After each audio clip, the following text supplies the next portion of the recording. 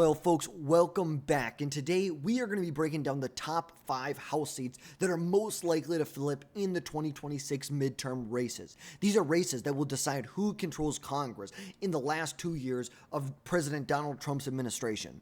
These districts are ground zero for the fight between Republicans and Democrats for the last 2 years of the Trump administration. We're going to be talking about California's 13th, California's 45th, Nebraska's 2nd, Iowa's 1st, and Maine's 2nd congressional district today, which each is a toss-up with big stakes on who will control the next Congress. So let's dive into these right now. We're going to start off with California's 13th congressional district. This is a district, after redistricting, became a very, very competitive district.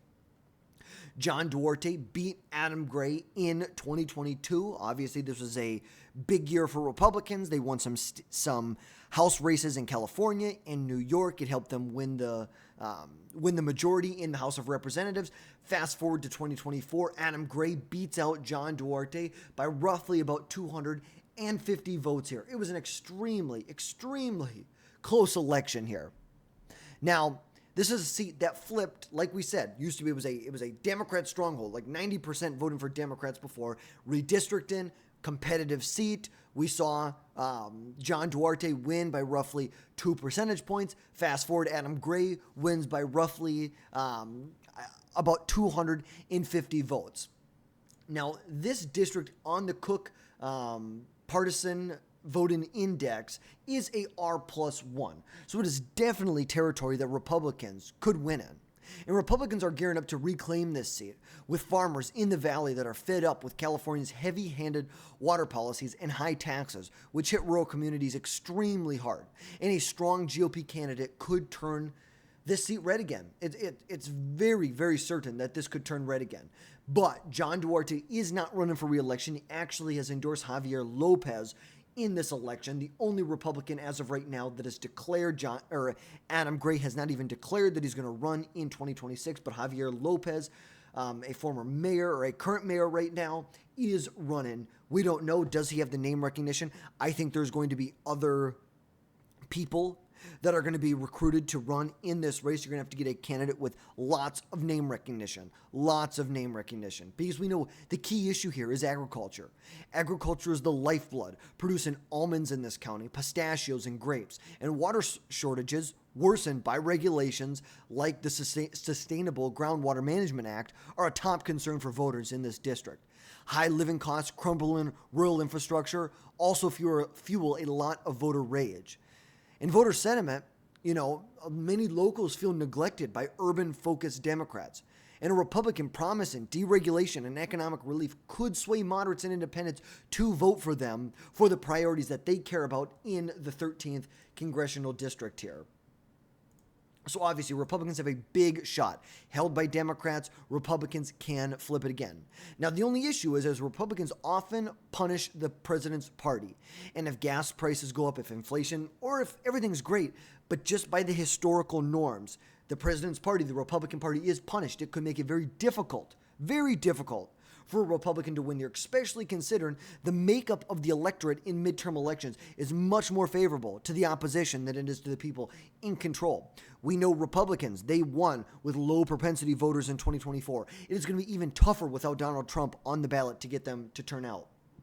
We saw, even though they elected a Democrat in 2024, they voted for Donald Trump by roughly 5 points. They voted for Steve Garvey by 4 points here. So obviously, Republicans can win here.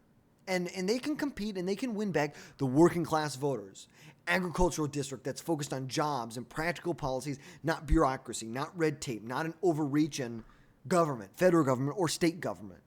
So I think Republicans have a big opportunity here. We're going to see exactly what happens. That brings us to California's 45th congressional district. This is going to be a tight one. We have Democrat Derek Tran, who won this Orange County seat, obviously in 2024.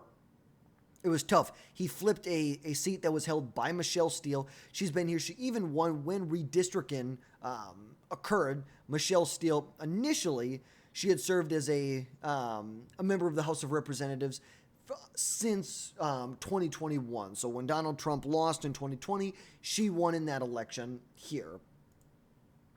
Now, obviously, Democrats flipped it back to them by roughly, 1,000, little less than 1,000, 800 votes in this race in 2024. And Republicans see this as a big, big opportunity. If you're looking at it, on the Cook Partisan Voting Index, it's a D+1, so it's basically even. We're basically right down the middle. This is truly a toss-up race here. And this is a diverse urban-suburban district that is a big Republican target. There's a lot of Asian Americans, a lot of Hispanic voters here who care about economic stability, safe streets, not progressive experiments, and a savvy GOP candidate like Michelle Steele. I think she could win again here. Can win by focusing on bread and butter issues. We know, where did Republicans do very well with in 2024? Hispanic voters, Latino voters, Asian voters. If Republicans can continue to capitalize on the gains they made in 2024, you could see them flip this seat back. They don't have to make a lot of room back up here. Like, they're a little over about 310,000 votes cast in this election here. We're talking about a couple hundred that need to be flipped in 2026. And some key issues here is simply sky-high housing costs, job growth are top priorities. Healthcare access and immigration reform really matter, especially for a minority community. And crime is a growing issue in the urban area, which is demanding much, much, much tougher policies when it comes to crime. They demand it. And this district's tight race shows that voters are pragmatic, but not really loyal to either party. If Democrats push for tax hikes or soft on crime policies, they could be punished. If the GOP goes too far when it comes to maybe immigration, not following the law, not doing what they're supposed to do, not doing what they were elected to do. Maybe if they're not able to deliver the SALT deduction, if they don't pass the one big beautiful bill and allow the taxes to go up on Americans in 2025, at the end of 2025, that could be a big issue in this state. Now, ultimately, right now, we don't have anyone confirmed who's running in 2026. I believe Michelle Steele is the only one who filed paperwork. Derek Trant hasn't even announced if he's going to run again or not. Michelle Steele's got roughly $1 million cash on hand. Derek Trant's got about $500,000 cash on hand right here. And a GOP win in California's 47th congressional district would signal that Republicans can compete in diverse districts where they did so well with in 2024, countering California's leftward slide and bolstering the House majority. Now, moving on to the next seat, which we will go to the seat held by Jared Golden, which is Maine's 2nd congressional district. This is an extremely, and I mean extremely, tight district here. Democrat Jared Golden has held this rural Maine district since 2015. But if you look at the partisan voting index, it is a +4. It's a +4. And as a history, it is a history of being a big target for Republicans. You go back in past elections. 2022, Jared Golden won it by 6 percentage points. He won it in 2020 by a similar margin. Back to 2018, he won it by a point. He actually in 2016, this was the former Bruce Polkwin who ran in this race, was the incumbent representative, lost to Jared Golden. Obviously, Golden won in 2018 here. So it has a history of not really being a partisan county or a partisan congressional district. It goes back and forth. And Maine's 2nd congressional district is one of America's most rural districts, and voters here are skeptical of big government schemes from the Democrat Party. And Golden's moderate image really helps him, but a strong Republican candidate who could exploit him during the midterms could very much help. And economic growth for small businesses, rural jobs is crucial to this district. Healthcare access in a remote area, infrastructure like roads, environmental concerns, balancing conservatism with blogging and fishing drives voters. Being an actual pragmatic, I would say Republican, a pragmatic politician here. So the reality is you have to play a Susan Collins. You have to. You have to play a Susan Collins, especially when it comes to things like Medicare and Medicaid expansion. Look, I'm totally fine reducing the number of people on Medicaid. No problem with that. But there needs to be a serious conversation about a public option that's offered. Seriously. Look, Golden wins this at the same time when President Donald Trump wins the congressional district by 9 percentage points. Now, as of right now, going into 2026, Jared Golden, we know that the former Austin Thiernault is not running in 2026. Already said He's not going to run.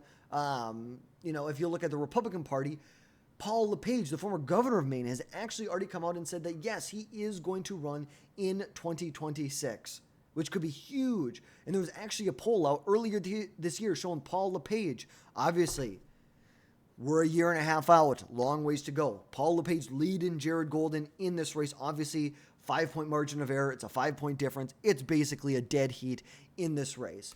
Now looking at Nebraska's 2nd congressional district with Mr. Don Bacon. Republican Don Bacon has held this seat, this Omaha-based seat, since 2017. And right now, I believe it is a lean Democrat partisan. So it leans D+3 on the Cook Partisan Voting Index. But still, Don Bacon has managed to win time and time again. Go back to 2022. He wins. 2020, he had a big win in 2020. Actually, one of his bigger ones, won by almost 5 percentage points here. Wins by 2 percentage points in 2018. So obviously, it's a very, very close district. Very close district that you're looking at here. And remember, Democrats are eyeing this as a pickup, especially with midterm dynamics often hitting the president's party. Bacon is a tough incumbent, but in urban Omaha with left-leaning voters could tip the scales. Economic growth, small business support are big issues in the state, especially in the rural areas, and infrastructure like bridges, like roads are a big deal. Voters want voters want a leader who's focused on Nebraska, not DC. That's what they care about. And Democrats, as of right now, I don't believe they have named a challenger as of right now, but they're most likely going to recruit the top tier candidate to run in this election. They believe this is probably one of their better opportunities to flip in 2026. Now, speaking of another, the fifth seat we're going to be looking at, and that is Iowa's 1st congressional district, where you have Republican Marietta Miller Meeks, who has held this Southeast Iowa seat since 2021, but has some very, and I mean very, narrow wins in 2022. Look at this. Go 2022, obviously she won by about 6 percentage points, but go back to 2020. She wins this literally by 6 points, 6 votes. This was the closest House election that in 2020. Now, she won again in 2024, winning this election by roughly, what'd she win it? By about 800 votes. 800 votes that you have here, which is insane. Insane. And now going into the next election, I don't even know if we have Miller Meeks has said that she is running. Oh, the Christina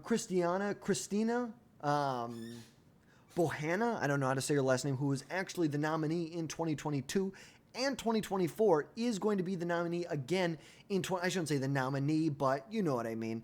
Obviously, she is running again in 2026. Miller Meeks has got roughly $1 million cash on hand going into this election. Obviously, we don't know what the Democrats have as far as cash on hand goes. But Iowa has been trending red. But we know what happened back in 2018. 2018, during Donald Trump's first midterms, we saw the entire state move to the left. This is a state that voted for Donald Trump roughly in 2016 by 9 percentage points.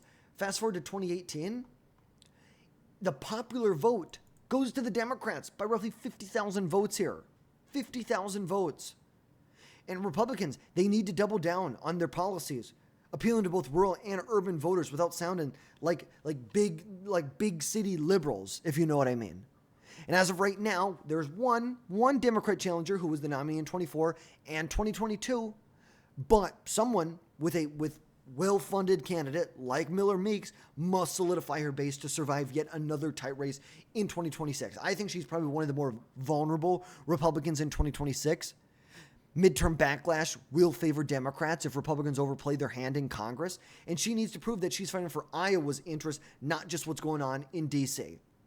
So this is going to be one of the big tests for Republicans in 2026. Now, this is my rundown on the top 5 seats that are most likely to flip in 2026 on the House side. California 13, 47, Maine 2, Nebraska 2, Iowa 1. These are the races that will decide if Republicans can build on their majority that they already have, or if Democrats will continue to grow their minority, if not get into the majority in 2026. So let me know your thoughts down below. And as always, drop down below, hit that subscribe button. Make sure you never miss another video from us again in the future. And folks, we will catch you next time.